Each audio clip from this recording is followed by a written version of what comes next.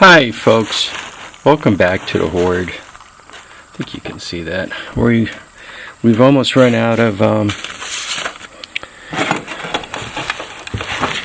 put some daylight on this.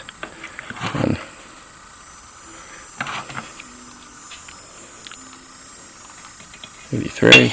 Anyway, we've almost run out of August. Tomorrow is the last day. Let me show you what I'm up to. I managed to tap the cylinder out of this thing,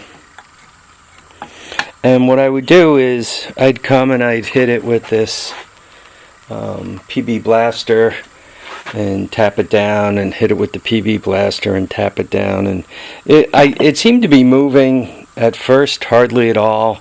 Then it would move like a 16th, and then an 1/8, and I could tell because I can see the skirt moving. As I was tapping it down, I could see the skirt coming down, and I would spray underneath by the skirt and on top. And then as it was working its way down, and there was a little bit of the skirts showing through, I could see some rusty looking oil was beginning to drip down. Some of the lubricant was beginning to come down just a little bit. So anyway, today I managed to tap it all the way out, and let's see if I can show you the bore. I'm thinking it's probably going to need to be cut. I don't think I'm getting away with just honing it.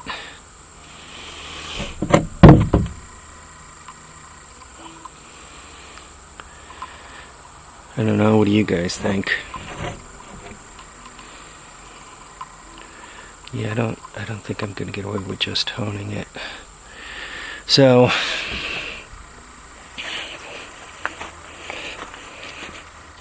the rings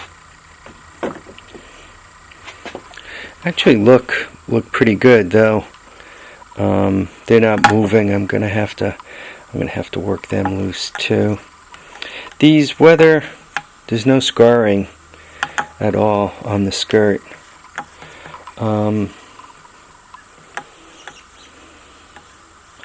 The problem is if they get weather seized, it's not that it's amazingly difficult work to fix them, or even tremendously expensive. I mean, what's it going to cost to bore this? Throw a set of rings on here, right? I'm just going to go up a couple of thousand, so I'll throw a set of oversized rings on it, you know, gasket sets. But it's a lot of work. If you were paying a shop to do this, and you were paying, my local shop gets $125 an hour. So if you were paying them $125 an hour, obviously the guy just wouldn't walk by and tap on it and walk away and walk by and tap on it.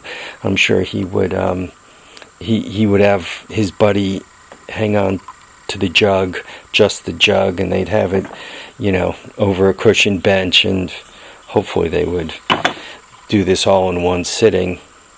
But I bet you the local shop, easily, with the bore and everything else, you'd have to be looking at 5 hours, right? Well, if you're looking at $50 an hour, and I think my shop gets closer to 1 1/4, but call it $100 an hour just for a number.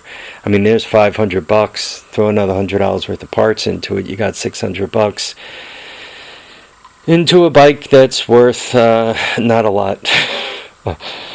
I mean, what's a XR80 worth?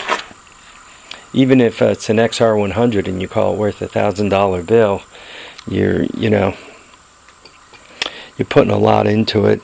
But for a retired guy who likes to kind of mess with this stuff, it's not a bad thing. Yeah, so I have for the XR80, I have this engine, and I have one in a crate down in the garage. I'm not sure if that's a 75 or an 80. I should go look at it. It's just in a hard spot to get to. So, and then I got that XR100 motor that looks like it's in really, really nice shape. I don't know if you guys remember, there's also an XL, and I believe it's an XL200 out in the pool shed, so to speak. And I should really get that one loose, see if the tires would fit my 100. The ones for the XR80 are smaller, but I'm thinking maybe those XL200 tires, or 185, whatever it is. I gotta climb in there and see. Maybe they'd go on here. Yeah, I'm trying to figure out what I have and do better things with it. Like, you guys remember the Foreman 350 that was sitting like right here?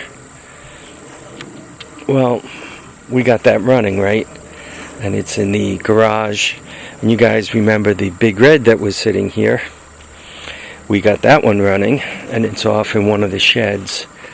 So we got this guy even moving and running, and that XR100 running, and we even went through the flock of 250 SXs and my original 200X. So I'm making progress. My problem is space. I have a big space issue, and I'm trying to figure out what to do with my space issue. And I don't know if you guys have better luck with these canvas sheds than I do. This is a Shelter Logic, but I mean, like, what the hell?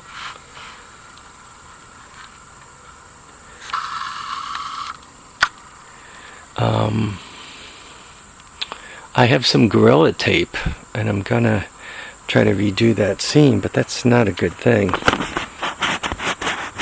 I mean, it's pretty thick. It's thicker than the Harbor Freight, the thickest, the 9mm, the 9mm stuff. It's thicker than that. I don't know. So I'm gonna try Gorilla Tapes on those tears. But if I don't do something with that Logic Shelter, it'll be gone by winter. Alright, you guys could probably hear it in my voice. I am tired. Just to give you an idea, when you are driving that cylinder down, you